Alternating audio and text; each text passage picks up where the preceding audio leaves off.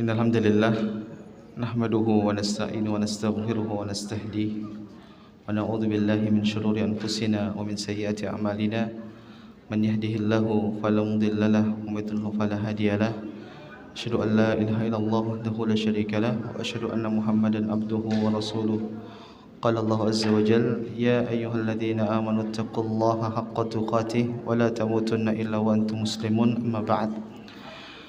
Alhamdulillah, segala puji bagi Allah Subhanahu wa taala yang senantiasa memberikan kita nikmat hidayah, nikmat iman, nikmat Islam, nikmat kesehatan, sehingga pada pagi hari ini kita bisa kembali berkumpul belajar bersama dalam suatu majelis.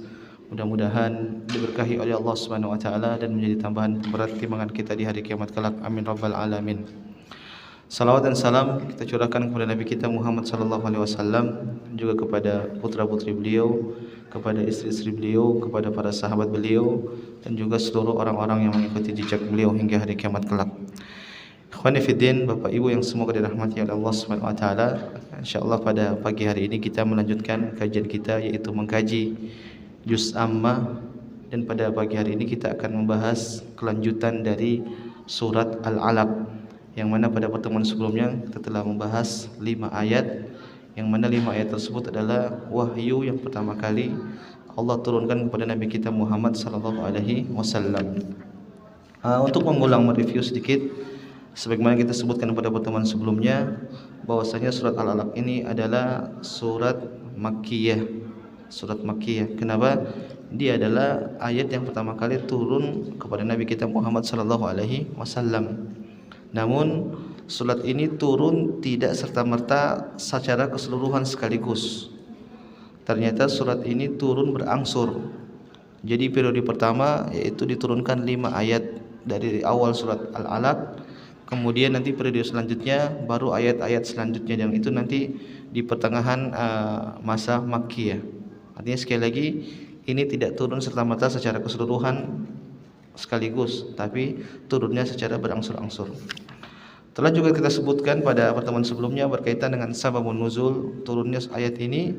Kita sudah ceritakan tentang kisah bagaimana pertama kali turunnya wahyu kepada Nabi Muhammad SAW, dan telah kita sebutkan beberapa faedah juga pada pertemuan sebelumnya yang harusnya penting untuk kita pahami. Kita ulang dari ayat pertama. Di sini surat Al-Alaq, Allah Subhanahu wa taala berfirman, "Iqra bismi rabbikal ladzi khalaq." Kata Allah Subhanahu wa taala, bacalah dengan menyebut nama Tuhanmu yang menciptakan. Jadi di sini Allah mulai ayatnya turun pertama kali dengan memerintahkan Nabi kita sallallahu alaihi wasallam itu untuk membaca. Ini dalil bahwasanya membaca ini suatu hal yang sangat penting. Artinya belajar, menuntut ilmu, itulah ciri khas dari agama Islam. Kemudian Allah mengatakan bismi rabbik, bacalah dengan menyebut nama Tuhanmu. Ini dalil bahwasanya hendaknya setiap kita tatkala hendak memulai sesuatu hal, coba usahakan mulailah dengan mengucapkan bismillah. Karena Allah, Nabi SAW dalam hadis menyebutkan, kullu amrin dzibalin la yubda fihi bil basmalah atau bi bismillah fahu aqta. Setiap perkara yang tidak dimulai dengan ucapan bismillah, maka dia terputus. Ini hadis diperbincangkan oleh para ulama, tapi sebagian ulama menyebutkan hadis ini hasan, sehingga perlu untuk diamalkan. Jadi sekali lagi, hendaknya kita memulai aktivitas kita dengan mengucapkan apa? Bismillah. Karena dalam ayat ini juga Allah menyebutkan Iqra bismi rabbik, bacalah dengan menyebut nama Tuhanmu. Alladzi khalaq.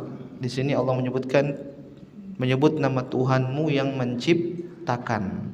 Nah, di ayat pertama ini Allah tidak menyebutkan siapa yang Allah ciptakan atau apa yang Allah ciptakan. Padahal menciptakan itu harus ada objeknya. Tapi di ayat pertama Allah diam. Allah cuma bilang bacalah dengan menyebut nama Tuhanmu yang menciptakan. Ini seharusnya kayaknya kurang sempurna dalam bahasa Arab. Harusnya ada yang disebutkan, tapi Allah tidak sebutkan. Apa faedahnya kata para ulama? Berarti segala sesuatu itu diciptakan oleh Allah Subhanahu wa taala. Tidak perlu disebutkan sebenarnya. Kenapa? Karena semua itu adalah ciptaan Allah Subhanahu wa taala. Kullu ma siwallahi alam. Sebuah kaidah, semua selain Allah itu berarti makhluk. Maka kalau ibu-ibu ditanya Arsy itu makhluk atau bukan? Jawabannya apa? Makhluk. Setan itu makhluk atau bukan? Makhluk. Kenapa? Semua selain Allah berarti apa? Makhluk. Karena Allah itu Al-Khaliq. Allah itu yang menciptakan. Adapun yang diciptakan itu namanya makhluk. Ayat kedua Allah Subhanahu wa taala berfirman, "Khalaqal insana min 'alaq." Ternyata baru ayat kedua baru Allah sebutkan Allah itu yang menciptakan manusia dari alaq. Alaq itu segumpal darah. Faedah pertama dari ayat ini, dari banyaknya makhluk yang ada di atas muka bumi ini, ternyata yang Allah sebutkan dalam ayat ini atau surat ini adalah manusia. Padahal kan bisa saja Allah menyebutkan khalaqas syaitan, khalaqal malaika, atau khalaqal ard, Allah khalaqas sama. Banyak makhluk-makhluk yang bisa Allah sebutkan. Tapi di antara banyaknya makhluk itu ternyata yang Allah sebutkan maksudnya adalah manusia. Ini dalil bahwasanya manusia itu makhluk Allah yang luar biasa, makhluk Allah yang istimewa. Telah kita sebutkan dalam tafsir ayat sebelumnya, surat At-Tin, kata Allah Subhanahu wa taala, laqad khalaqal insana fi ahsani taqwim. Kata Allah Subhanahu wa taala, sungguh kami telah menciptakan manusia dengan sebaik-baik rupawan. Kata para ulama berarti tidak ada makhluk yang lebih indah, yang lebih istimewa dari manusia. Maka Allah sebutkan laqad khalaqal insana min 'alaq. Dialah Allah Subhanahu wa taala yang menciptakan manusia dari apa? Alaq, segumpal darah. Ini ayat kita sebutkan pada pertemuan lalu bahwasanya ini mukjizat. Karena zaman dulu belum ada namanya kalau ngelihat USG. Belum ada zaman dulu. Bagaimana orang bisa tahu kalau janin itu dari segumpal darah? Kan tidak terlihat. Tapi ini sudah disampaikan oleh Allah 1400 tahun yang lalu. Sekali lagi yang itu belum ada USG. Nah sekarang baru orang belakangan ketahuan. Awalnya dari air mani, kemudian jadi segumpal darah, kemudian jadi segumpal daging, kemudian membesar akhirnya jadi janin. Baru tahu sekarang karena bisa dilihat. Kalau zaman dulu gimana mau lihat? Nggak bisa. Tapi itu sudah disampaikan sama Allah Subhanahu wa taala. Ini menunjukkan bahwasanya Al-Qur'an itu benar-benar mukjizat, kitab yang turun dari Sang Pencipta. Karena pengkabarannya tidak bohong. Karena pengkabaran itu benar-benar nyata. Kemudian Allah menyebutkan ayat selanjutnya yang ketiga, Iqra wa rabbukal akram. Kata Allah Subhanahu wa taala, bacalah dengan menyebut nama Tuhanmu yang paling mulia. Di sini ada faedah. Allah di sini menyebutkan Iqra wa rabbukal akram. Bacalah dengan menyebut nama Tuhanmu yang mulia. Sifat yang didatangkan oleh Allah di sini adalah kemuliaan akram. Kan bisa saja Allah menyebutkan Iqra wa rabbukal a'zam, Iqra wa rabbukal akbar, Iqra wa rabbukal ajal. Banyak sifat-sifat yang lain. Tapi ternyata Allah Subhanahu wa taala sebutkan mulia di sini kata para ulama karena kenikmatan yang paling mulia yang Allah berikan kepada manusia itu adalah ilmu. Saya ulang, karena kemuliaan yang paling mulia, yang paling agung yang Allah berikan kepada manusia itu apa? Ilmu. Sehingga bagus kalau disebutkan bacalah dengan menyebutkan nama Tuhanmu yang paling mulia. Karena sekali lagi sifat mulia ini untuk mengingatkan kita bahwasanya ilmu ini adalah nikmat yang paling besar yang Allah Subhanahu wa taala berikan kepada manusia. Bayangkan Bapak Ibu, kita kalau tanpa ilmu gimana kita mau beribadah kepada Allah Subhanahu wa taala? Sedangkan Allah mengatakan kullukum dhallun illa man hadaitu. Sesungguhnya semua kalian itu sesat kecuali hamba-hamba manusia-manusia yang aku berikan hidayah kepada dia. Bayangkan banyak orang-orang pintar sana, orang-orang cerdas tidak dikasih hidayah, tidak dikasih ilmu, mereka malah nyembah matahari, malah nyembah jin, malah nyembah nabi.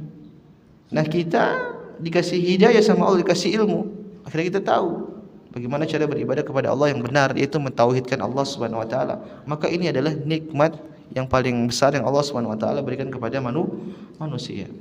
Dengan ilmu kita bisa menjalankan berbagai macam banyak ibadah. Makanya ini rahasia. Kenapa Nabi SAW pernah bersabda, "Man salaka tariqan yaltamisu fihi ilman sahhalallahu lahu bihi tariqan ilal jannah." Kata Nabi SAW, barang siapa yang menempuh suatu perjalanan, maka Allah akan mudahkan baginya jalan menuju surga. Saya tanya sama Bapak Ibu, kenapa Nabi tidak menyebutkan barang siapa yang pergi sholat, atau siapa yang pergi haji, atau siapa yang pergi umrah, atau siapa yang pergi ibadah-ibadah yang lainnya, Allah akan mudahkan bagi dia jalan menuju surga. Kenapa? Ilmu. Kenapa kira-kira jawabannya? Kan bisa ibadah lain, bisa sholat, bisa puasa, bisa zakat, bisa haji, bisa umrah. Tapi kenapa ilmu? Allah sebutkan, Nabi kenapa sebutkan ilmu? Kata para ulama, karena ilmu inilah sumber kebaikan. Dengan ilmu kita tahu namanya pintu-pintu kebaikan. Oh, di sini ada kebaikan nih, lakukan. Oh, di sini ada kebaikan nih, lakukan. Oh, situ ada kebaikan, lakukan. Maka sungguh benar kalau para ulama menyebutkan ilmu itu adalah apa? Kenikmatan yang paling mulia yang Allah berikan kepada manusia. Maka kita sebagai orang mukmin, sebagai orang Islam, kita tidak boleh kendor, tidak boleh malas-malasan untuk belajar. Tidak ada kata berhenti untuk belajar. Mau umurnya kapanpun harus belajar. Tidak ada kata terlambat. Imam Ahmad rahimahullah ta'ala ditanya, kapan kita berhenti belajar untuk ilmu? Kata beliau, kalau sudah mati baru berhenti. Jadi tidak ada yang menghalangi, karena ilmu itu nggak ada habisnya. Ilmu tidak ada habisnya. Dapat ilmu satu, masih ada ilmu sana yang kita belum kuasai. Dapat ilmu sana, belum ilmu sana yang kita kuasai. Bahkan kalau yang benar itu, orang semakin belajar dia semakin merasa bodoh. Orang semakin belajar dia akan merasa semakin bodoh. Kenapa? Dia baru sadar, oh ilmu itu luas, ilmu itu banyak. Kalau ada orang belajar akhirnya sombong, berarti ini orang cetek ilmunya. Kok bisa dia sombong dengan ilmu? Kok dia merasa dia paling banyak ilmunya? Sedangkan ilmu itu sangat luas. Maka ada level-level, kata para ulama, orang belajar ilmu itu. Awalnya dia merasa dia yang paling hebat. Nanti selanjutnya kalau dia belajar lagi, dia merasa tahu, oh saya ini masih banyak enggak tahunya. Nanti berikutnya lagi, kalau level berikutnya terakhir, dia merasa dia orang paling bodoh. Maka coba introspeksi diri kita. Kalau kita belajar kita masih merasa kita orang pintar, masih jadi orang sombong, berarti kita ini ilmunya masih cetek. Kemudian Allah mengatakan ayat keempat, alladzi 'allama bil qalam. Dialah Allah Subhanahu wa taala yang mengajarkan manusia dengan apa? Pena. Ini ayat menjelaskan kepada kita bahwasanya ilmu itu yuktab wa yuhfal. Ilmu itu ditulis dan juga dihafal atau dijaga. Karena tanpa ditulis, tanpa dijaga, ilmu itu akan hilang. Sedangkan ilmu-ilmu yang sekarang sampai kepada kita, Bapak Ibu, itu hanya sebagian. Banyak buku-buku para ulama yang dulu hilang. Dan juga banyak ilmu-ilmu yang tidak sempat ditulis, tidak sempat dicatatkan. Maka penting, bayangkan buku-buku Imam Syafi'i berapa tahun yang lalu bisa sampai ke kita. Buku Imam Ahmad sampai kepada kita. Buku Imam Malik sampai kepada kita. Ini semua karena jasa orang-orang yang menulis apa? Ilmu. Kalau ilmu tidak ditulis, ilmu tidak dijaga, terus bagaimana mau sampai kepada kita? Maka kita perlu bersyukur, kita perlu berterima kasih kepada para ulama kita. La yashkurullah man la yashkurun nas. Tidak bersyukur kepada Allah bagi orang yang tidak bersyukur kepada manusia. Dan ini bentuk amal jariah, jemaah. Amal jariah. Okelah kita nulis sesuatu hal. Mungkin orang enggak baca, mungkin. Ya itu tapi bermanfaat buat kita. Kenapa? Kalau kita nulis itu sama aja kita sedang menghafal. Ya tidak? Oke, dulu kita itu sudah sering saya punya buku dulu banyak, buku catatan-catatan. Jadi kalau guru saya ngajar di kelas, saya catat aja semua. Habis itu saya buang, saya simpan, saya enggak baca lagi. Kenapa? Saya anggap ini sebagai hafalan. Karena kita dengar, kita kelola di kepala, kemudian kita catat, itu kan sudah melalui berbagai proses. Beda hanya kalau kita cuma sekedar dengar. Artinya saya ingin sampaikan, menulis pun itu tidak ada tidak ada ruginya. karena itu akan menambah kekuatan hafalan kita. Nanti setelah itu bukunya dibaca apa enggak itu urusan lain. Bahkan sebelum saya pulang dari kuliah, saya banyak buku, saya bakar berapa karton karena nggak mungkin saya bawa pulang semua. Catatan-catatan, coret-coretan itu kan nggak bisa dibuang. Kalau dibuang kan penghinaan. Ada tulisan Allah, ada tulisan Rasulullah, maka saya bakar itu kalau nggak salah 2 karton atau 3 karton. Itu semua oret-oretan tatkala saya di masjid atau saya di kelas. Sekali lagi itu buat menghafal apa yang disampaikan oleh guru. Allah mengatakan alladzi 'allama bil qalam. Dialah Allah Subhanahu wa taala yang mengajarkan manusia itu dengan apa? Pena. Kalau Allah mengatakan 'allamal insana ma lam ya'lam. Dialah Allah Subhanahu wa taala yang mengajarkan manusia apa yang dia tidak ketahui. Kita sebutkan kemarin ayat ini ada perselisihan para ulama. Ada yang menyebutkan Allah mengajarkan manusia. Siapa manusia di sini? Ada yang mengatakan bahwasanya itu adalah Nabi Adam alaihissalam. Makanya Allah mengatakan wa 'allama Adam al-asma'a kullaha. Dialah Allah Subhanahu wa taala yang mengajarkan ilmu tentang nama-nama kepada Nabi Adam alaihissalam. Maka sebagian ulama menyebutkan, oh berarti ayat ini tujuannya kepada Nabi Adam. Maksudnya Allah lah yang mengajarkan Nabi Adam apa yang dia tidak ketahui. Ada pendapat lain menyebutkan al-insan di situ adalah Nabi Muhammad sallallahu alaihi wasallam. Kenapa khitabnya kepada Muhammad? Ya berarti ini tujuannya kepada Muhammad. Dalilnya antara lain Allah mengatakan wa anzalallahu 'alaikal kitaba wal hikmata wa 'allamaka ma lam takun ta'lam. Kata Allah Subhanahu wa taala, dialah Allah Subhanahu wa taala yang menurunkan kepada engkau wahai Muhammad kitab dan juga hikmah, maksudnya sunnah, wa 'allamaka ma lam takun ta'lam. Dialah Allah yang mengajarkan kepada engkau wahai Muhammad apa yang engkau tidak ketahui. Berarti sebagian ulama menyebutkan wa 'allamal insana ma lam ya'lam. Dialah Allah yang mengajarkan manusia apa yang dia tidak ketahui, maksudnya Nabi Muhammad sallallahu alaihi wasallam. Ada pendapat ketiga, ini menyebutkan secara umum bukan Nabi Adam, bukan Nabi Muhammad saja, tapi maksudnya adalah seluruh manusia. Jadi wa 'allamal insana ma lam ya'lam, maksudnya Allah lah yang mengajar semua manusia apa yang mereka tidak ketahui. Tidak terbatas kepada Nabi Adam saja, tidak terbatas kepada Nabi Muhammad saja. Kenapa Allah menyebutkan wallahu akhrajakum min butuni ummahatikum la ta'lamuna syai'a. Kata Allah Subhanahu wa taala, dialah Allah Subhanahu wa taala yang mengeluarkan kalian dari rahim-rahim ibu kalian la ta'lamuna syai'a, dalam keadaan tidak tahu apa-apa. Maka kita ini pada asalnya enggak ngerti tentang ilmu. Bodoh, tidak tahu apa-apa. Kapan kita tahu? Tatkala kita belajar dan dikasih tahu ilmu tersebut dari Allah Subhanahu wa taala. Maka enggak ada namanya ilmu laduni. Diam tahu-tahu jadi ulama, enggak ada seperti itu. Jangan mentang-mentang jadi anak kiai tidak pernah belajar tahu-tahu nanti jadi ulama, enggak ada seperti itu. Jangan mentang-mentang anaknya ustadz tidak pernah belajar, main-main tahu-tahu dewasa jadi ustadz, enggak ada.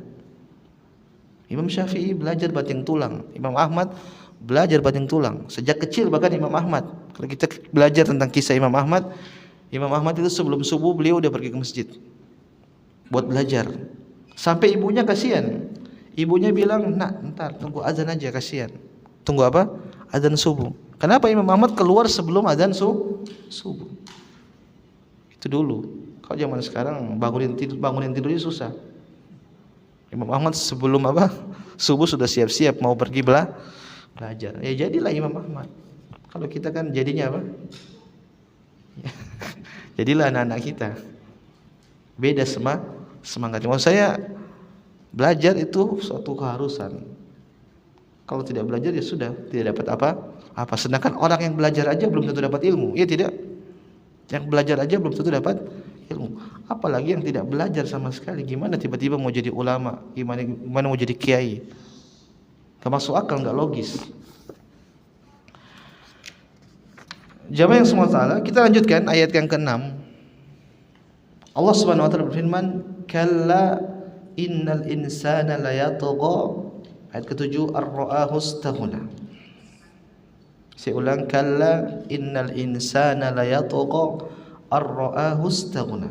Kata Allah Subhanahu wa taala, sekali-sekali tidak, sungguh manusia itu benar-benar melampaui batas apabila melihat dirinya serba cukup.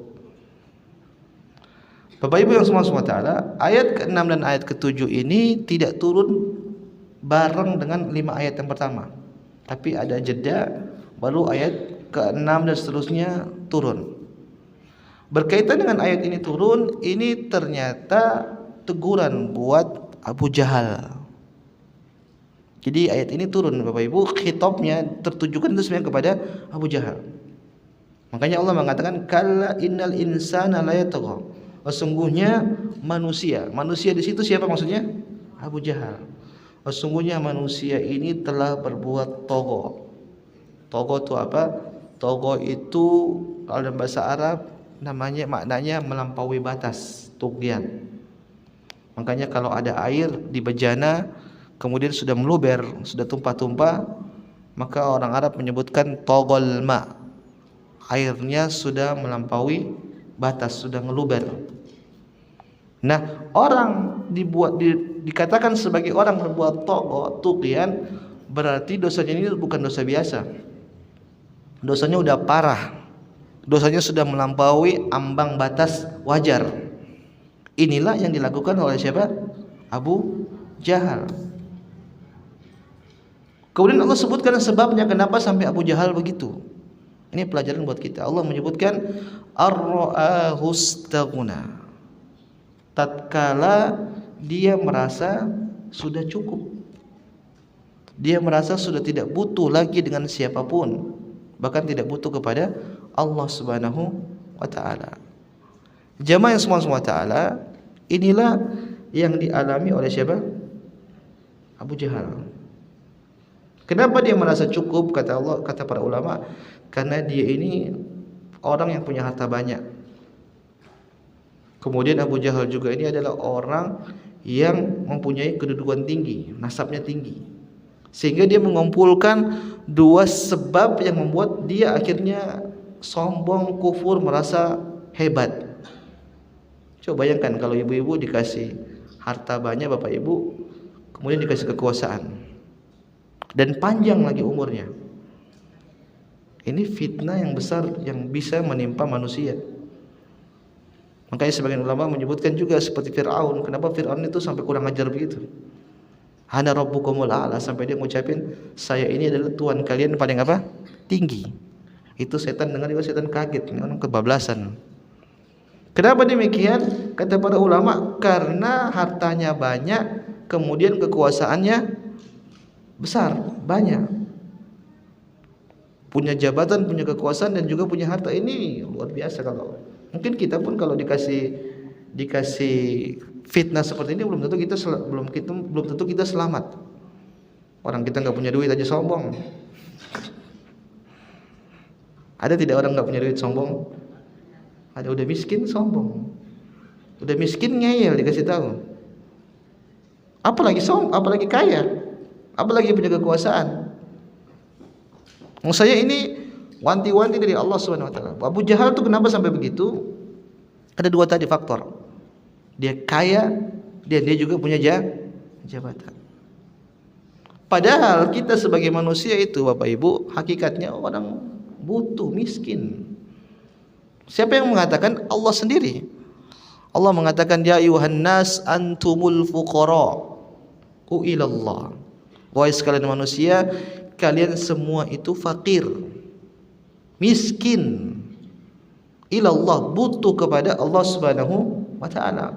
Wallahu huwal ghaniyyul hamid. Adapun Allah Subhanahu wa taala itu Allah Maha Kaya dan Maha terpuji.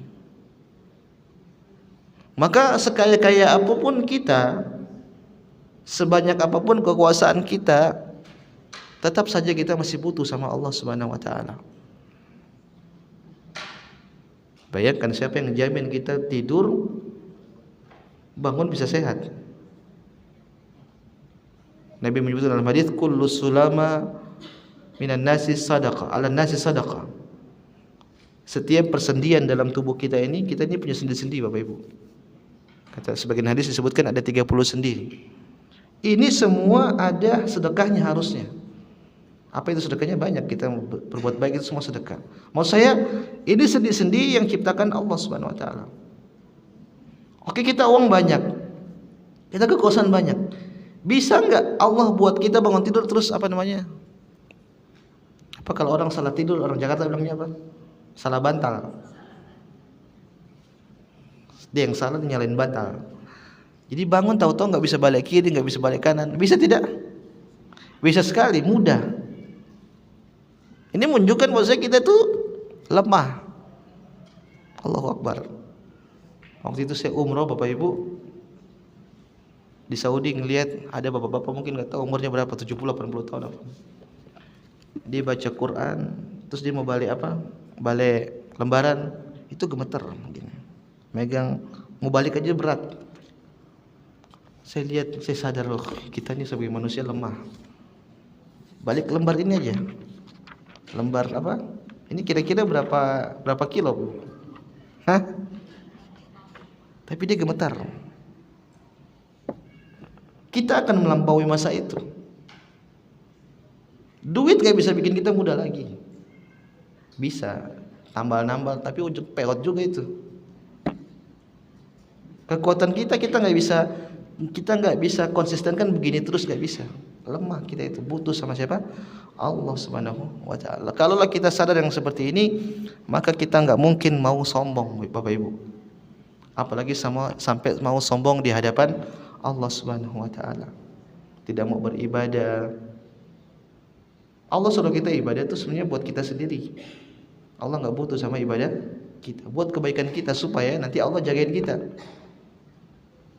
Kalau kita banyak beribadah, kita cinta sama Allah, Allah cinta sama kita, kita bakal dijaga sama Allah Subhanahu wa taala. Maka meskipun ayat ini kalla innal insana la yatagha ar-rahu istaghna turun ditujukan kepada Abu Jahal, tapi ini juga pelajaran buat kita semua.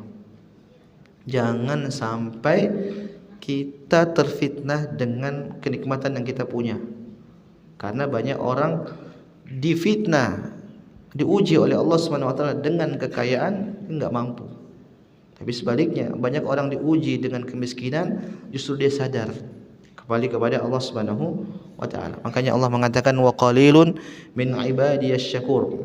Sangat sedikit dari hamba-hambaku yang mereka bersyukur kepada Allah Subhanahu wa taala. Makanya ada istilah apa Ibu? OKB. Orang kaya baru. Itu biasanya songong-songong tuh. Biasanya kaget dia merasa dapatkan apa? Harta, dapat kenikmatan banyak. Yang dulunya mungkin miskin, nggak bisa tahu-tahu dapat uang banyak, akhirnya sombong. Itu Allah yang mengatakan memang wajar seperti itu. Banyak orang tidak merasa bersyukur. Maka kalau kita ingat yang seperti ini, kita ini lemah, kita ini butuh sama Allah, kita juga butuh sama orang, kita makhluk sosial. Maka kita tidak akan pernah sombong. Kemudian ayat 8 Allah menyebutkan inna ila rabbikar ruj'ah. Sungguh hanya kepada Tuhanmu lah tempat kembalimu. Jadi Allah ingin mengatakan gini, wahai Abu Jahal, kau ini sombong. Kau sombong tatkala kau merasa mampu. Tapi ketahuilah kau itu bakal pulang. Artinya kau bakal mati. Kau bakal apa? Mati. Bapak Ibu yang semoga dirahmati semua taala, kita ini umurnya mau berapa? Ibu-ibu mau umur 300 tahun mau? Bapak Ibu 200 tahun mau? 100 aja deh, 100. Sepanjang apapun umur kita bakal mati. Kullu nafsin dha'iqatul maut. Setiap jiwa pasti merasakan namanya kematian. Qul innal mautal ladzi tafirruna minhu fa innahu mulaqikum. Kata Allah Subhanahu wa taala, katakan wahai Muhammad, sesungguhnya kematian yang kalian lari darinya, dia akan nangkap engkau. Bahkan para ulama menyebutkan tuh kalau kita jalan, kematian tuh enggak dari belakang. Kematian tuh nangkap dari depan. Aina ma takunu yudrikumul maut walau kuntum fi burujin musyayyadah, kata Allah Subhanahu wa taala. Kemanapun kalian pergi, Kematian itu akan mendapati engkau meskipun kau sembunyi di benteng-benteng yang kokoh. Namanya sudah ajal, sudah mati jemaah. Makanya sejak awal penciptaan kita pun sudah dicatatkan kita tuh kapan mati. Dalam perjanjian kita Nabi menyebutkan bikatbi rizqihi wa ajalihi wa amalihi wa saqiyyun aw sa'id. Tatkala kita sudah berumur 3 bulan di janin ibu kita, pokoknya kita di janin ibu kita, Nabi menyebutkan malaikat pun datang untuk mencatatkan rezeki kita, kemudian juga ajal kita. Udah ditetapin. Yang jadi masalah perkaranya kita nggak tahu kapan ajal itu datang. Udah janjian sama ajal, nanti kita ketemuan ya. Kata ajal bilang ke kita gitu, Pak, nanti kita ketemuan. Kita jawab oke, kapan? Si ajal nggak jawab. Kok nanti kita ketemu aja. Janjian tanpa jadwal. Terus sikapnya gimana? Ya sudah, harus siaga satu. Kapan? Setiap saat. Karena nggak ada jaminan kita siang ini zuhur aja belum tentu. Jangankan mau bilang nanti tunggu 60-70, besok aja belum tentu kita masih hidup. Kematian itu misteri, rahasia Allah Subhanahu wa ta'ala. Maka Allah ingatkan sama Abu Jahal, wahai Abu Jahal, kau itu pasti akan mati. Ada kisah di sini tentang kisah Fudail bin Iyad. Enggak tahu Bapak Ibu sudah pernah dengar apa belum? Kayaknya sudah menceritakan di sini. Fudail bin Iyad pernah ketemu orang udah tua. Kemudian Fudail tanya, "Kam atat alaik?" Berapa umurnya, Pak? Kata bapak ini, situna sana. Umur saya sudah 60 tahun. Apa kata Imam Fudail bin Iyad? Fa anta mundu sittina sanatan tasiru ila rabbik tushiku an tablugh. Berarti bapak ini sudah 60 tahun jalan menuju Allah. Enggak lama lagi bakal sampai. Saya ulang, Fudail mengatakan bapak ini berarti sudah jalan menuju pintu untuk ketemu Allah. Enggak lama lagi sampai. Kalau bahasa kita, bentar lagi bapak mati. Itu bahasa kasarnya begitu. Maka bapak ini ketakutan. Bapak ini mengatakan famal hila. Kalau gitu solusinya apa? Kenapa? Bapak ini dulu mungkin banyak bermaksiat, banyak membuang-buang waktu dalam kesia-siaan, sehingga dia khawatir loh, bentar lagi mati gimana, bekalnya kurang. Dan Fudail bin Iyad memang gak nakut-nakutin. Karena Fudail bin Iyad berdalil dengan sabda Nabi, a'maru ummati ma baina sittin wa sab'in. Umur umatku itu berkisar 60 sampai 70 tahun. Dan sangat sedikit yang melampaui umur tersebut. Jadi kalau sudah umur 60 itu udah peringatan tuh. Kalau sampai 70 tambah lagi. Kalau lewat 70 ya bonus berarti. Bonus dari Allah. Maka orang ini nanya, terus gimana supaya saya bisa selamat? Kata Imam Fudail bin Iyad, tuhsinu fima baqi yughfaru laka ma madha wa ma baqi. Kau berbuat baik di sisa umurmu saat ini, niscaya dosa-dosamu yang dulu dan yang akan datang akan diampuni oleh Allah Subhanahu wa taala. Fa innaka in asa'ta fima baqi ukhidta ma madha wa ma baqi. Tapi kalau kau masih bermaksiat di sisa umurmu saat ini, maka kau akan diadab oleh Allah gara-gara dosamu yang dulu dan dosamu yang akan datang. Ini faedah buat kita Bapak Ibu. Bagi saya lihat di sini udah banyak senior. Biasanya orang tua nggak mau disebut orang tua, tapi mau disebut senior. Udah putih-putih, jenggotnya, rambutnya. Maka jangan sampai buang-buang waktu di masa tua. Justru ini kesempatan untuk kembali kepada Allah Subhanahu wa taala. Udah nggak lama Bapak Ibu. Bukan Bapak Ibu saja, saya juga. Saya masih muda, tidak menjadikan saya akhirnya harus menjadi aman dengan kematian, enggak.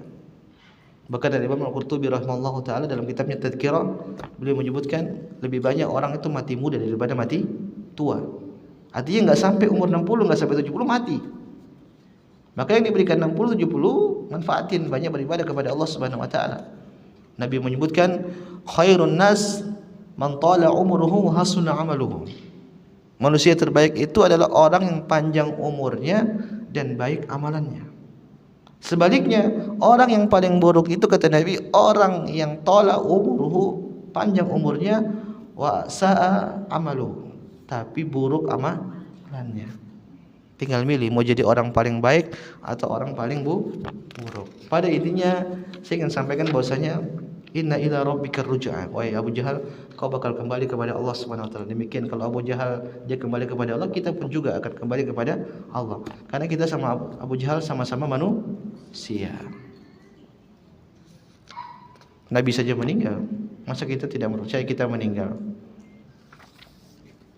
Ayat selanjutnya, Bapak Ibu yang semoga dirahmati Allah Subhanahu wa taala, Allah menyebutkan ara'aital ladzi yanha. Bagaimana pendapatmu tentang orang yang melarang? Ini Allah Subhanahu wa taala sedang bicara tentang Abu Jahal. Abdan idza shalla, yaitu dia melarang seorang hamba yang sedang salat. Yang melarang maksudnya siapa? Abu Jahal.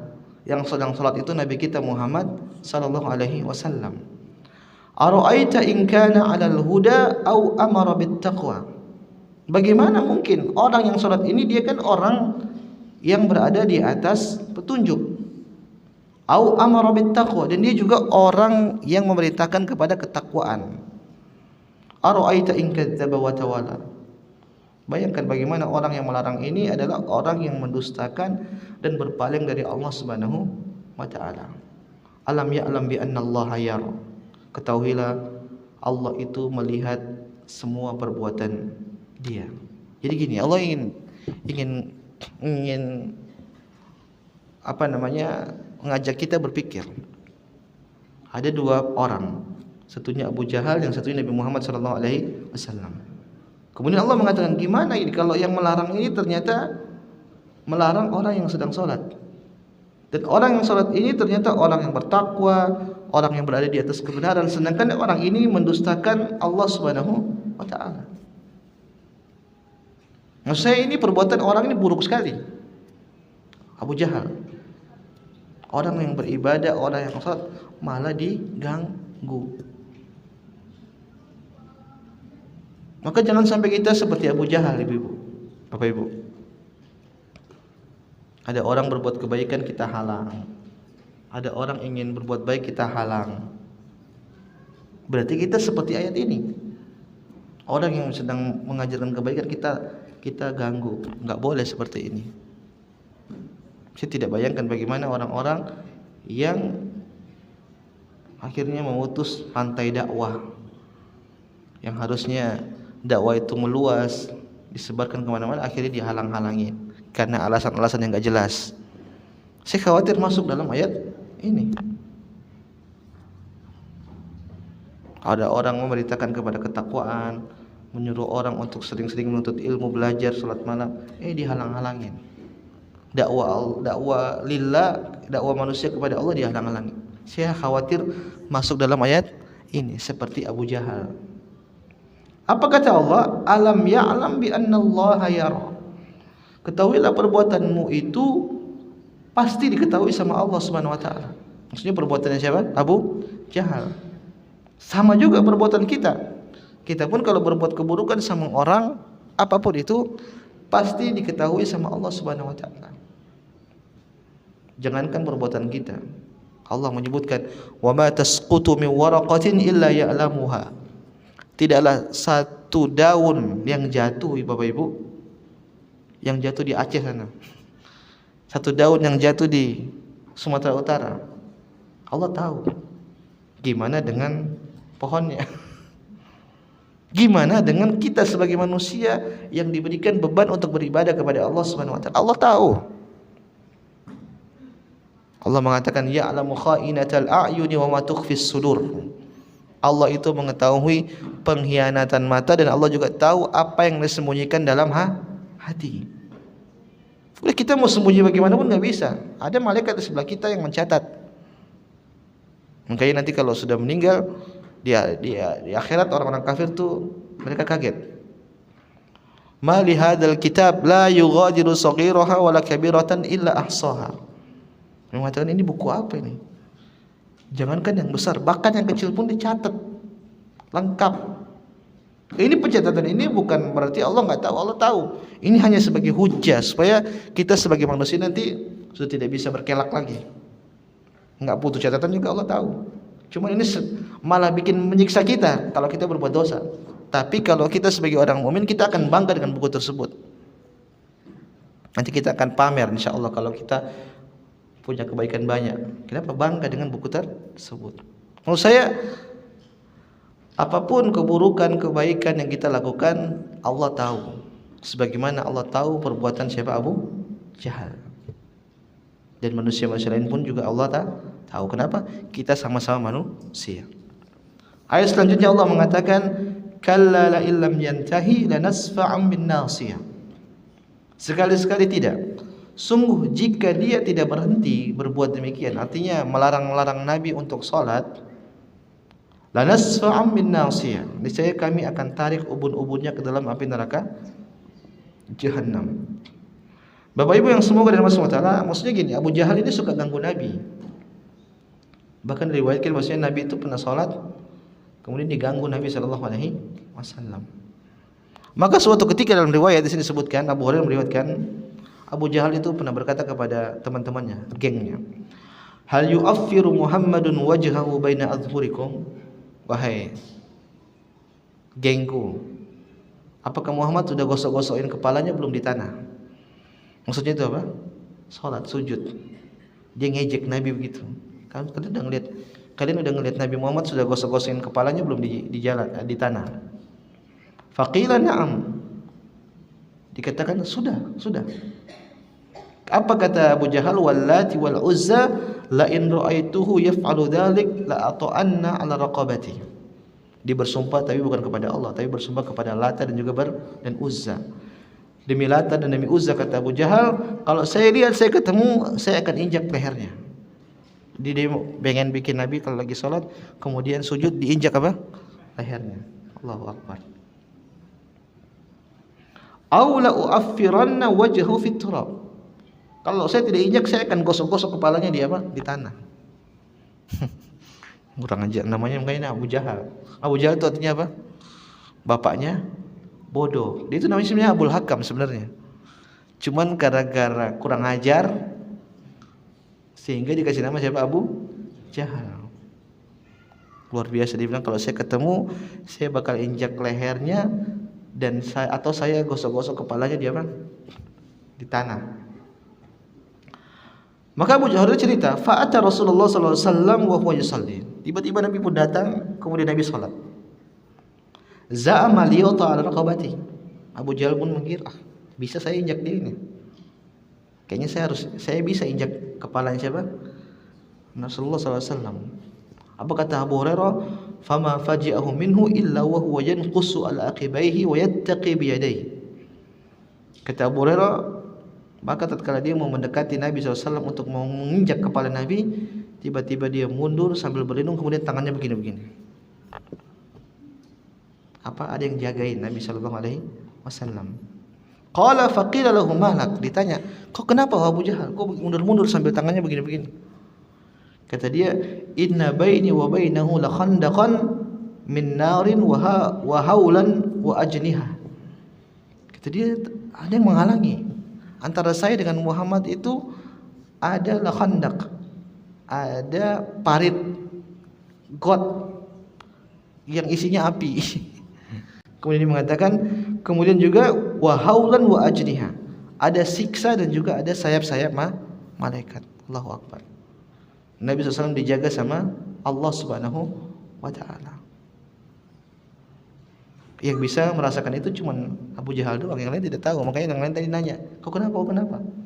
Ternyata dibuat oleh Allah Subhanahu wa taala tentang Abu Jahal. Di situ ada parit dari api, kemudian ada siksa dan juga ada sayap-sayap malaikat. Makanya Allah Subhanahu wa taala mengatakan tadi, kalla la illam la yantahi lanasfa'an bin nasiyah. Kalau kau enggak berhenti wahai Abu Jahal, kami akan siksa engkau, akan cabut ubun kami masuk ke dalam neraka Jahannam. Maka kisah tadi kemudian Nabi menyebutkan, laudana minni laqtataftuhu latatafathul malaikatu udwan udwan. Itu tadi kalau Abu Jahal nekat maju menginjak kepala saya, niscaya dia bakal dimutilasi sama malaikat, dipotong-potong, udwan tuh ya mutilasi, dipotong-potong. Untung dia nggak maju. Untung dia nggak maju. Kalau dia maju dia bakal terpotong. Ini dalil Bapak Ibu SWT.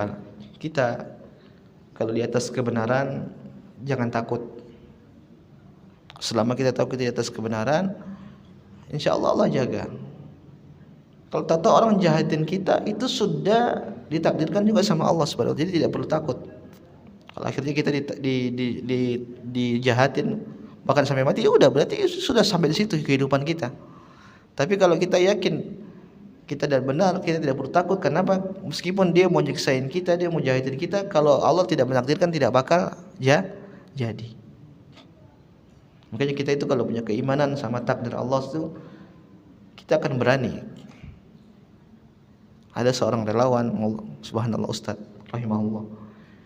Dia itu kalau ada bencana dia selalu datang. Maksudnya relawan. Terus kalau ada peperangan di Timur Tengah, biasanya ada bantuan dari Indonesia, biasanya dia ngantar bantuan tersebut. Ditanya sama Ustaz itu, Ustaz, kok nggak takut apa kena peluru? Kata dia, kena peluru atau tembak gitu, kok nggak takut? Kata dia, setiap peluru itu sudah dicatatkan sama Allah Subhanahu wa taala. Kalau kena saya sudah kena, mati. Kalau enggak ya bakal enggak. Dia bilang begitu. Dan benar, dia tidak mati-mati. Matinya di mana? Di rumahnya. Padahal dia sering datang ke tempat-tempat konflik. Ini sama-sama seperti Khalid bin Walid radhiyallahu taala anhu. Khalid bin Walid itu luar biasa kalau perang. Berani sekali. Badannya semuanya itu bekas-bekas sayat pedang. Tapi matinya di mana? Di kasur. Tidak mati dalam medan perang. Padahal dia ingin meninggalnya di medan jihad. Maksud saya, ya kalau Allah tidak takdirkan mati, ya tidak mati. Kalau Allah takdirkan mati, mau tempat tidur pun juga mati. Maksudnya ini menambah keimanan kita. Kita tidak perlu takut kalau kita di atas kebenaran. Wallahu taala alam. Kemudian selanjutnya Allah mengatakan nasiyatin kadibatin khati'ah. Kata Allah Subhanahu wa taala, itu ubun-ubun orang mendustakan dan durhaka. Maksudnya ini ubun-ubunnya siapa? Abu Jahal. Wahai Abu Jahal, kalau kau enggak berhenti dengan perbuatanmu ini, kau akan dibinasakan, akan dicabut ubun-ubun, kemudian masukkan neraka oleh Allah Subhanahu wa taala. Kemudian kata Allah Subhanahu wa taala, "Falyad'u nadiya." Ini seperti Allah nantang. Kalau kau mau, kau panggil teman-temanmu buat tolong kau. Abu Jahal, kau kan punya geng. Panggil gengmu sini buat nolongin kau. Kata Allah Subhanahu wa taala, "Sanad'u zabaniyah." Kita cuma cukup panggil satu aja, kata Allah. Manggil malaikat Zabaniyah. Kalla la tuti'hu wasjud waqtarib. Maka Allah mengatakan, wahai Muhammad, janganlah kau tunduk kepada Abu Jahal, wasjud waqtarib. Sujudlah dan dekatlah kepada Allah Subhanahu wa taala. Maksudnya di sini Allah ingin mengingatkan kepada Nabi sallallahu alaihi wasallam, wahai Muhammad, jangan sampai kau terpengaruh dengan orang-orang kafir. Allahu Akbar. Nabi SAW itu Bapak Ibu pernah ditawarin kenikmatan. Tatkala Nabi SAW gencar-gencarnya dakwah, akhirnya orang-orang kafir ini mereka bingung, gimana cara berhentiin Nabi SAW. Maka sebagian mereka mengatakan, yuk kita tawarkan kepada Muhammad, wanita siapapun yang dia mau kita bakal kasih. Kemudian harta apapun yang dia minta kita kasih. Jabatan kedudukan apapun yang mereka mau, yang dia mau kita kasih. Semua ditawarkan kepada Nabi Muhammad sallallahu alaihi wasallam. Kalaulah Allah tidak tolong Nabi SAW, Nabi mungkin bisa terpengaruh. Siapa yang ngejamin bisa kokoh imannya kalau tidak dikokohkan oleh Allah Subhanahu wa taala? Maka Allah ingatkan, kalla la tuti'hu, janganlah kau taat sama dia. Wasjud waqtarib, sujudlah dan dekatlah kepada Allah Subhanahu wa taala. Ini dalil Bapak Ibu. Kalau kita ingin dekat sama Allah Subhanahu wa taala, ingin dijaga sama Allah Subhanahu wa taala, ingin derajat kita semakin tinggi, maka perbanyak sujud. Perbanyak sujud itu maksudnya kita sujud terus enggak? Perbanyak sujud maksudnya apa? Perbanyak salat. Karena ibadah sujud tok itu enggak ada kecuali namanya sujud tilawah. Seperti ayat ini, wasjud waqtarib. Ini kalau kita baca ayat ini, maka kita disunahkan untuk sujud. Tapi kalau kita nggak sujud juga nggak apa-apa. Ada orang salah dengan fikih ini. Jadi setiap dengar ayat ini disujud. Kalau kita sebagai pembaca, maka disunahkan untuk kita sujud. Tapi kalau kita sebagai pendengar, maka kita disunahkan sujud kalau yang baca sujud. Saya ulang, kalau kita yang baca ayat ini, maka disunahkan bagi kita sujud. Enggak juga enggak apa-apa. Tapi kita kalau hanya mendengar orang baca surat ini, ayat ini, maka kita disunahkan sujud kalau pembacanya sujud. Kalau pembacanya enggak sujud, kita tidak disunahkan untuk sujud. Paham tidak? Misal ibu-ibu lagi duduk sambil baca buku, tahu-tahu di sebelah yang baca Quran, baca surat Al-Alaq. Wasjud waqtarib. Dia enggak sujud. Apakah ibu-ibu di sini disunahkan sujud? Enggak. Enggak perlu sujud. Tapi kalau ibu-ibu lihat ternyata dia sujud. Ibu-ibu disunah sujud atau tidak? Sunnah. Baru ikut sujud. Demikian juga dalam sholat. Kalau imamnya pas baca wasjud waqtarib Allahu Akbar, ternyata dia enggak sujud, dia ruku, jangan kita nekat sujud. Yang jadi masalah kadang-kadang ibu enggak tahu, enggak ada kameranya, sama-sama Allahu Akbar, akhirnya semuanya sujud. Ya, makanya kalau imam di sholat masjid umum kasih tahu, kalau mau sujud tilawah itu apa? Kasih tahu. Sebagian imam cuek, semau-mau dia. Kasihan ibu-ibu di belakang. Sujud apa enggak? Sujud. Pas sujud tahu-tahu baliknya sami Allahu liman hamidah. Aduh. Kalau bangun kan harusnya Allahu Akbar kalau sujud. Tahu-tahu bangunnya apa? Sami Allahu liman hamidah. Kecelek. Ibu-ibunya sujud ternyata tidak sujud. Maka ini pelajaran buat para imam kalau sedang mengimami salat, kalau ingin melakukan sunnah-sunnah yang mungkin itu jarang diketahui oleh masyarakat, kasih tahu. Kasih tahu, nanti saya baca di rakaat pertama ada ayat sajdah. Nanti semua sujud ya. Di sebelum sholat tuh kasih tahu kayak gitu. Sama juga kayak tarawih. Nah, kita ntar lagi mau tarawih. Kalau sudah sholat witir bingung tuh ibu-ibu. Ini 3 rakaat langsung atau 21? Ya tidak? Apalagi tiap malam imamnya ganti-ganti. Bingung. Maka anjuran buat para imam kasih tahu kalau sholat witir. Para jamaah nanti kita sholat witir 2 salam. Jadi 2 rakaat salam, 1 rakaat salam. Kasih tahu nggak masalah. Daripada nanti Allahu Akbar pas karena malam ini mungkin 3 kali apa? 3 rakaat 1 salam misalnya malam ini. Terus besoknya nanti jamaahnya kira begitu juga. Ternyata Allahu Akbar. Ibu-ibu sudah berdiri di belakang. Kok nggak Al-Fatihah ini? Tahu-tahu imamnya salam. Jadi masalah. Makanya jadi imam itu tidak hanya sekedar hafal Quran doang, enggak. Jadi imam itu butuh fikih, butuh belajar, butuh kedewasaan. Lihat jamaahnya pada ngantuk enggak nih? Kalau ngantuk capek habis kerja, apalagi hari Senin, jangan panjang-panjang. Beda kalau urusannya kalau semuanya sudah siap memang terbiasa. Tapi kalau masjid umum, masjid warga macam-macam, ada yang baru pulang kerja, akhirnya baca panjang-panjang, nanti besok kesian, nanti dia nggak mau datang lagi, bikin fitnah namanya kalau gitu. Beda kalau di pesantren atau di perumahan memang sudah sepakat kita sholat tiap malam 1 juz ya, misalnya kayak gitu. Oke. Tapi kalau masjid umum kesian, seenak-enaknya imam. Maka pelajaran buat para imam, lihat kondisi jamaah. Lihat kondisi apa? Jamaah. Allah taala alam. Kita kembali. Allah mengatakan wasjudu waqtarib.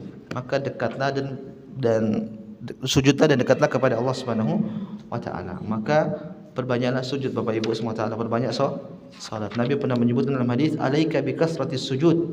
Hendaknya engkau memperbanyak sujud. fa innaka la tasjudu lillahi sajdatan illa rafa'aka Allahu biha darajatan. Tidaklah kau sujud kecuali Allah akan mengangkat derajatmu. Wa hatta anka biha khati'ah. Dan Allah akan menghapuskan dosa-dosamu. Selama kita sujud itu ada dosa yang berguguran. Nabi SAW juga pernah bersabda, aqrabu ma yakunul abdu min rabbih wa huwa sajidun. Kondisi seorang hamba itu sedekat sama Allah Subhanahu wa taala yaitu tatkala dia sedang sujud. Fa aktsirud du'a, maka perbanyaklah doa. Ini para ulama menyebutkan kondisi kita paling hina di hadapan Allah tatkala kita sujud. Maka enggak boleh kita sujud sama selain Allah Subhanahu wa taala. Kepada siapapun enggak boleh. Kemarin viral ada artis di Mekah, dia sujud di hadapan ibunya. Lihat enggak Bapak Ibu? Di Mekah, dia sujud, dicium kaki ibunya. Kalau cium kaki ibu boleh tidak? Boleh. Tapi jangan dalam kondisi sampai sujud. Mungkin sambil tiduran, itu boleh, sambil mijit, sambil cium boleh. Tapi kalau ibunya lagi berdiri terus dia sujud cium kakinya, ini yang dilarang, sujudnya enggak boleh. Kata Nabi, kalau saya suruh orang sujud, saya akan suruh seorang istri sujud sama suaminya. Tapi enggak boleh. Maka dalam kondisi apapun kita enggak boleh sujud kepada manusia. Sujud hanya kepada siapa? Allah Subhanahu wa taala. Wallahu taala alam. Inilah Bapak Ibu semua taala, kita selesai dari surat Al-Alaq. Kita masuk pada surat selanjutnya, masih ada waktu. 15 menit cukuplah. Surat Al-Qadar. Ini bentar lagi kita mau apa? Ramadan. Allah Subhanahu wa taala berfirman, "Inna anzalnahu fi lailatul qadar." Kata Allah Subhanahu wa taala, sungguhnya kami telah menurunkannya di malam Lailatul Qadar. Menurunkannya di sini maksudnya para ulama itu apa? Al-Qur'an. Jadi Allah turunkan Al-Quran itu pada malam Lailatul Qadar. Makanya para ulama khilaf tentang ayat ini. Ayat surat Al-Qadar ini Makkiyah atau Madaniyah. Kenapa mereka khilaf? Karena kalau memang Allah turunkan pada malam Lailatul Qadar, berarti harusnya Madaniyah. Kenapa demikian? Karena Lailatul Qadar ini baru populer tatkala ada syariat puasa. Sedangkan puasa itu kan syariatnya nanti tatkala Nabi SAW ada di kota Madinah. Maka sebagian ulama menyebutkan bahwasanya surat Al-Qadar ini adalah surat Madaniyah. Allah mengatakan inna anzalnahu fi lailatul qadar. Sesungguhnya kami telah menurunkannya pada malam Lailatul Qadar. Para ulama bahas menurunkan Al-Qur'an di malam Lailatul Qadar ini maksudnya seperti apa? Ada pendapat pertama menyebutkan bahwasanya Allah itu menurunkan keseluruhan dari Lauhil Mahfuz ke Baitul Izzah, itu langit dunia. Jadi Allah menurunkan Al-Qur'an dari Lauhil Mahfuz turun ke langit dunia itu secara sekaligus pada malam Lailatul Qadar. Ada pendapat lain mengatakan enggak. Maksud Allah turunkan Al-Qur'an pada malam Lailatul Qadar itu maksudnya Allah menurunkan ayat pertama itu pada malam Lailatul Qadar. Jadi Al-Quran itu turunnya berangsur-angsur. Dari Lauhil Mahfuz ke dunia itu berangsur-angsur. Dan ayat pertama kali turunnya itu adalah 5 ayat dari surat Al-Alaq. Dan itu turunnya pada malam Lailatul Qadar. Bisa dibedain tidak? Saya ulang. Allah menyebutkan Allah menurunkan Al-Quran pada malam Lailatul Qadar. Maksudnya seperti apa? Ada dua pendapat. Pendapat pertama menyebutkan maksudnya Allah turunkan sekaligus dari Lauhil Mahfuz ke langit dunia. Baru setelah itu Allah turunkan berangsur-angsur sesuai kejadian-kejadiannya. Jadi pertama kali turun ke Lauhil Mahfuz, dari Lauhil Mahfuz ke Al-Baitul Izzah itu malam Lailatul Qadar. Ini pendapat pertama. Pendapat kedua mengatakan maksud Allah turunkan Al-Quran malam Lailatul Qadar itu maksudnya dari Lauhil Mahfuz langsung ke dunia secara berangsur-angsur. Jadi maknanya ayat yang pertama kali turun ke dunia Karena Nabi SAW itu pada malam Lailatul Qadar. Allah Ta'ala ini perselisihan para ulama. Ala kulli hal, intinya Allah menyebutkan turun pada malam Lailatul Qadar. Ayat kedua Allah mengatakan, wa ma adraka ma Lailatul Qadar. Tahukah kalian apa itu malam Lailatul Qadar? Kemudian Allah mengatakan, Lailatul Qadari khairun min alfi syahr. Malam Lailatul Qadar itu lebih baik daripada 1000 bulan. Allahu Akbar. Bapak Ibu semua taala, para ulama menyebutkan malam Lailatul Qadar ini kekhususan yang Allah berikan hanya kepada umat Islam, umat Nabi Muhammad sallallahu alaihi wasallam. Kenapa Bapak Ibu? Karena umur kita itu pendek, 60 sampai 70 tahun. Sedangkan umur umat-umat Nabi terdahulu panjang. Bayangkan umur Nabi Nuh berapa tahun? 950 tahun. Bahkan ada yang sampai 1000. Umur kita cuman berapa? 60 kalau nyampe. Gimana kita mau menyaingi umur para umat terdahulu? Jelas kita kalah kalau pahalanya berarti. Ya tidak? Jelas kalah. Makanya dari rahmat Allah Subhanahu wa taala, Allah pun buat momen-momen spesial.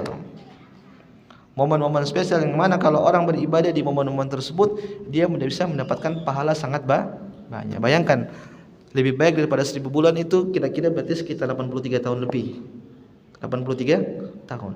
Kalau 10 tahun aja kita beribadah di malam Lailatul Qadar, berarti hitung-hitungannya, logikanya kita sudah beribadah sekitar 830 tahun. Bagaimana kalau 15 tahun? Bagaimana kalau 20 tahun? Hitung sendiri, nanti kalkulatornya rusak tuh, error. Makanya Nabi SAW menyebutkan, nahnul akhirun al-awwalun yaumal qiyamah wa nahnu awwalu man yadkhulul jannah.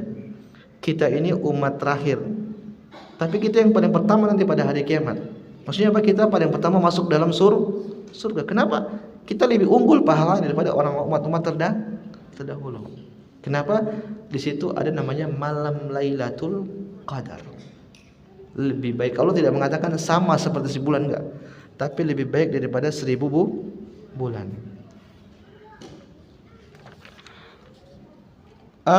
Para ulama mereka jelaskan kenapa malam Lailatul Qadar itu disebut dengan Lailatul Qadar. Kenapa tidak Lailatul yang lain? Laila itu maksudnya malam, tapi disebut kenapa dengan Al-Qadar? Kenapa disebut malam Lailatul Qadar itu dengan Lailatul Qadar? Ada perspektif para ulama, ada 3 pendapat yang mengatakan, pertama, disebut dengan Lailatul Qadar karena malam tersebut adalah malam yang sangat mulia. Malam yang sangat apa? Mulia. Karena dalam bahasa Arab Al-Qadar itu artinya adalah asyaraf. Al-Qadar itu artinya mulia. Makanya Allah sebutkan malam Lailatul Qadar dengan malam Lailatul Qadar karena malam tersebut adalah malam yang sangat mulia.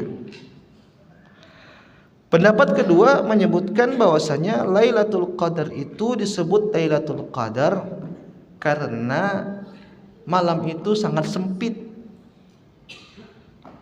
Karena dalam bahasa Arab Al-Qadar itu juga maknanya sempit.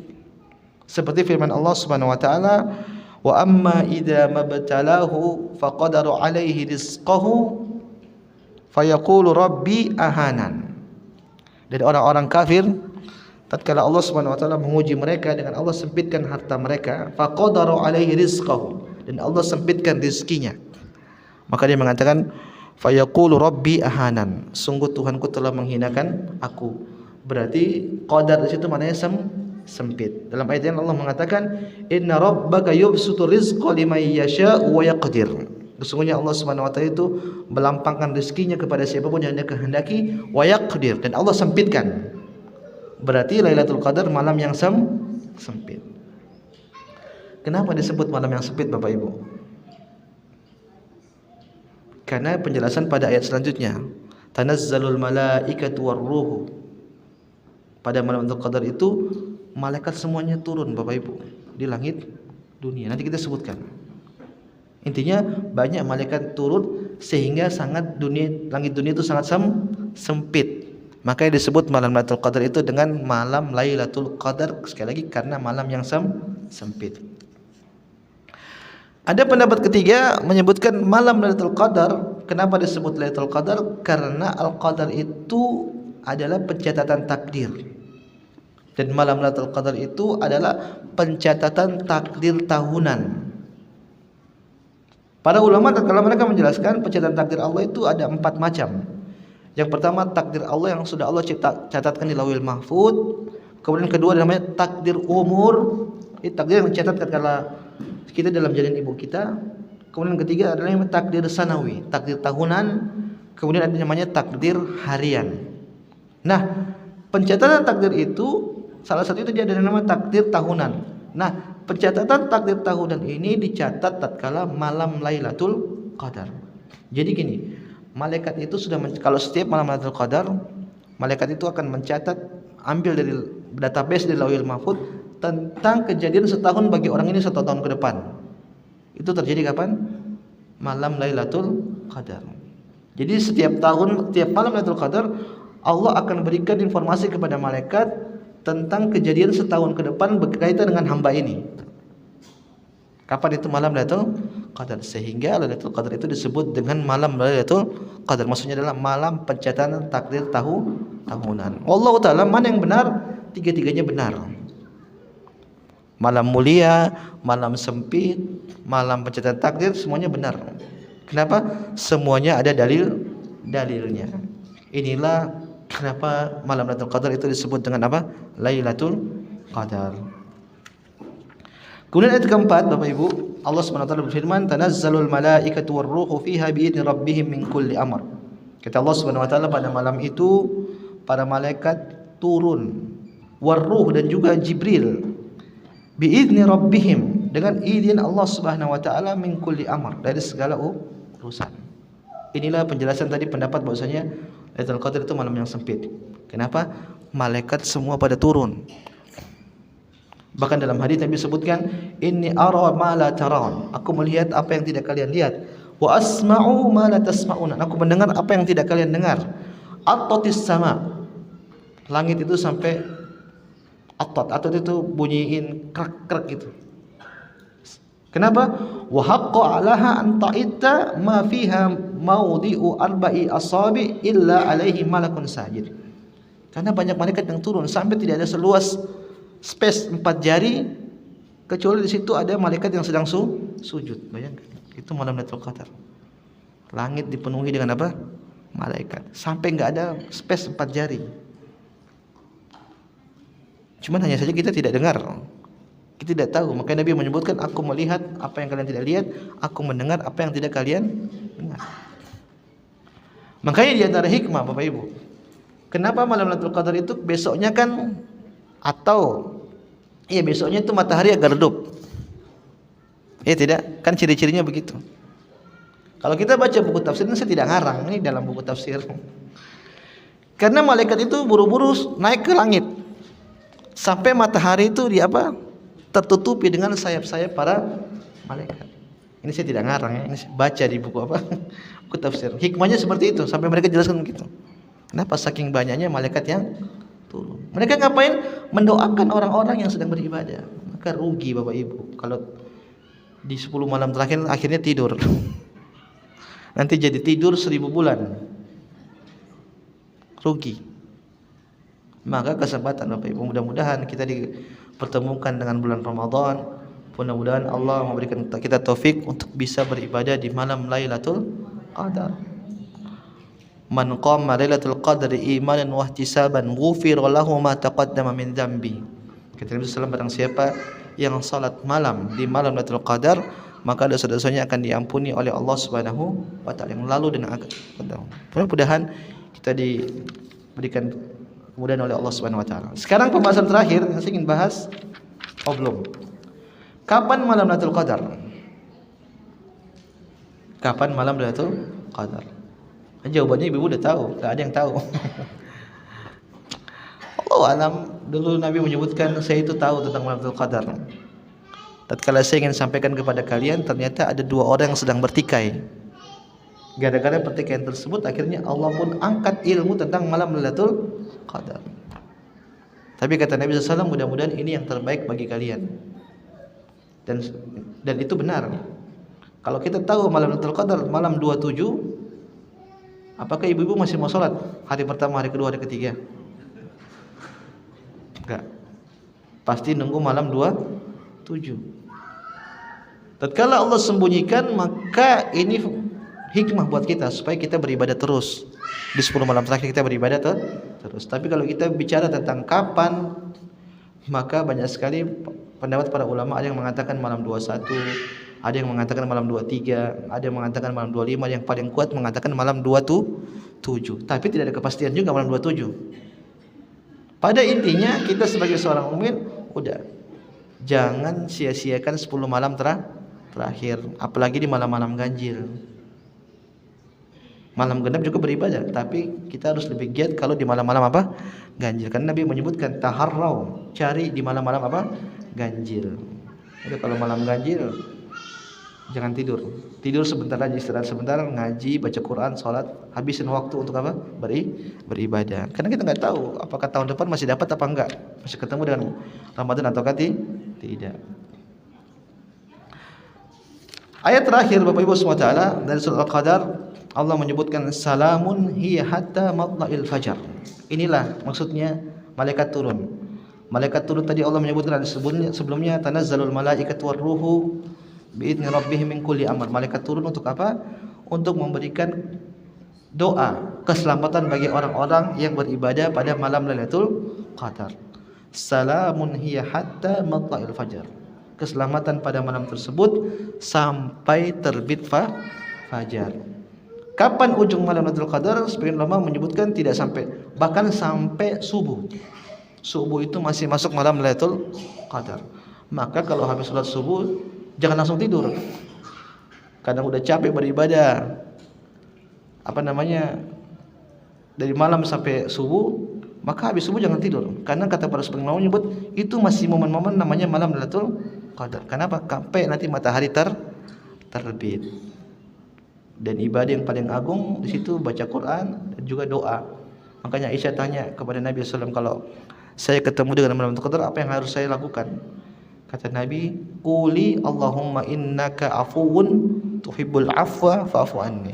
Kau berdoa wahai Aisyah, ya Allah, innaka afuwun, sesungguhnya kau maha pemaaf, tuhibbul afwa, dan kau cinta dengan memaafkan, fa'fu anni, maka maafkanlah aku. Sudah hafal belum Bapak Ibu? Coba. Allahumma innaka afuwun. Wah, udah hafal berarti. Itu doa yang paling terbaik dipanjatkan di malam-malam ganjil atau malam-malam 10 malam terakhir di bulan Ramadan. Allahu ta'ala jawab SWT. Bapak Ibu, ini bisa kami sampaikan. Mudah-mudahan apa yang saya sampaikan ini bisa bermanfaat bagi saya pribadi dan Bapak Ibu sekalian. Mudah-mudahan Allah pertemukan kita dengan bulan Ramadan, pertemukan kita dengan malam Lailatul Qadar, sehingga kita bisa diberikan taufik untuk banyak beribadah kepada Allah Subhanahu wa taala. Wallahu taala alam. Apakah ada pertanyaan? 1-2 pertanyaan?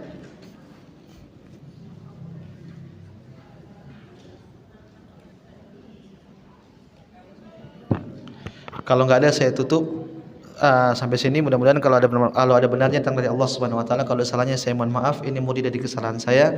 Subhanakallah bihamdik asyhadu an la ilaha illa anta astaghfiruka wa atubu ilaik. Wassalamualaikum warahmatullahi wabarakatuh.